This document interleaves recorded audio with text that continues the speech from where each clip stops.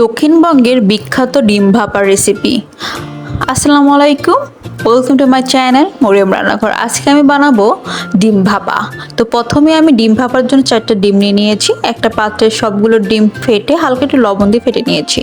তারপরে একটা পাত্রে আমি তেল ব্রাশ করে তার মধ্যে সম্পূর্ণ ডিমগুলো আমি ভাপে দিব। এই ভাপে দেওয়ার পরে এই সুযোগে আমি কয়েকটা কাঠবাদাম ভিজিয়ে রেখেছি আর পেঁয়াজগুলো কেটে নিব।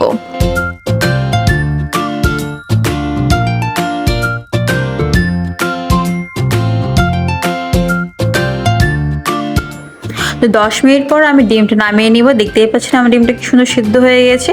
তো এই পর্যায়ে আমি ডিমগুলো কিউব আকারে কেটে নিব। কেটে নেওয়ার পরে আমি মশলা তৈরি করে নিব। এখানে আমি বড় সাইজের 1-2টা পেঁয়াজ নিয়ে নিয়েছি, যেটা একটু বেশি মোটা মোটা করে কেটে, 3-4টা রসুন, কাঠবাদাম আর দুই তিনটার মতো শুকনো মরিচ নিচে নিয়ে এগুলো আমি একটু সামান্য পানি দিয়ে ব্লেন্ড করে নেব। তো ব্লেন্ড করা হয়ে গেলে আমি একটা কড়াইতে অনেক তেলটা একটু বেশি করে গরম করব, যাতে তলে লেগে না পড়ে।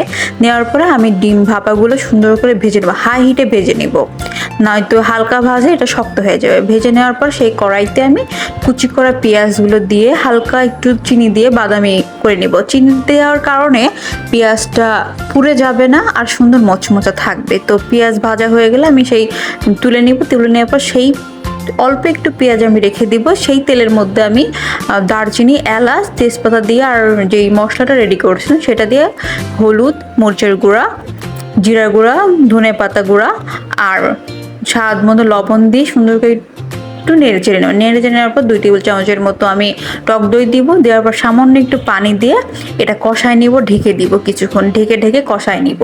কষানোর এক পর্যায়ে যখন পানিটা একদম শুকিয়ে আসবে, ঠিক সেই টাইমে আমি ডিমগুলো দিয়ে দিব। ডিমগুলো কয়েক দিয়ে কিছুক্ষণ নাড়াচাড়া করে যখন তেল উঠে আসবে, সেই পর্যায়ে আমি দুধ দিয়ে দিব।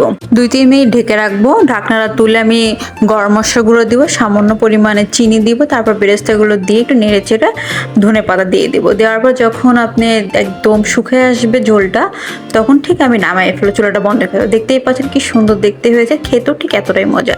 এইভাবে কেউ ট্রাই করেছেন কিনা, খেতে কেমন হয়েছে আমাকে কমেন্টে জানাবেন। ধন্যবাদ।